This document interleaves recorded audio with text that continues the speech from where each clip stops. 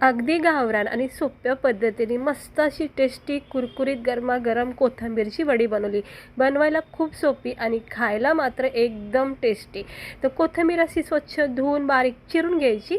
लसूण, जिरे आणि हिरवी मिरचीचा एक कूट करायचा। ह्याच्यामध्ये मीठ अजिबात टाकू नका, फक्त लसूण, जिरे आणि मिरचीचा कूट करायचा।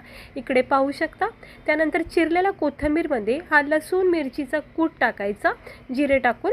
त्यानंतर आपण याच्यामध्ये टाकायची थोडीशी हळद, थोडा धना पावडर, चवीनुसार मीठ टाकायचं, थोडा गरम मसाला टाकायचा, किंचित लाल तिखट टाकायचं, सफेद तीळ टाकायचे 1-2 चमच्याच्या अंदाजाने। इकडे मी सफेद तीळ टाकलेत, खूप छान दिसतात वडीवर। त्यानंतर थोडासा ओवा जो असतो ना तो कुस्करून टाकायचा। 2 चमचे तांदळाचं पीठ आणि 2 मोठे चमचे बेसन पीठ टाकायचं आणि हे सगळं पीठ असं हलक्या हाताने सुरुवातीला चोळून घ्यायचं। मग थेंब थेंब पाणी टाकून छानपैकी याचं घट्ट पीठ मळून घ्यायचं। जास्त पाणी नाही टाकायचं, लागण तितकंच पाणी टाकायचं आणि घट्ट असं पीठ मळून घ्यायचं।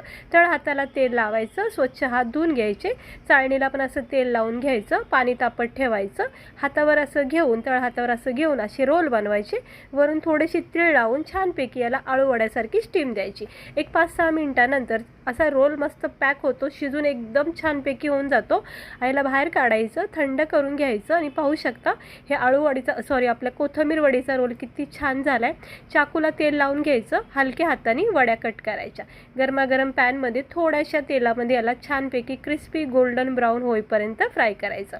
हे बघू शकता वड्या कापून झालेल्या आहेत। अशा तेलामध्ये याला असं गरमागरम फ्राय करायचं जोपर्यंत त्याच्यावर छान चॉकलेटी रंग येत नाही। तेल जरा जास्त झालं होतं, मी कमी केलेलं आहे। तिकडे पाहू शकता इतक्या गरमागरम कुरकुरीत आणि मस्त टेस्टी अशा ह्या कोथिंबीरच्या वड्या तयार झालेल्या आहेत। रेसिपी तुम्हाला आवडली असेल तर करून नक्की बघा, खूप सोपी आहे रेसिपी।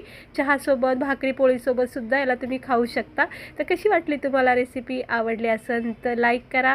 अशीच रेसिपी बघण्यासाठी चॅनेलला सबस्क्राईबर करा आणि याचा फुल व्हिडिओसुद्धा मी चॅनलवर अपलोड केला आहे, तो सुद्धा तुम्ही पाहू शकता। चला, व्हिडिओ आवडला असेल तर लाईक करा।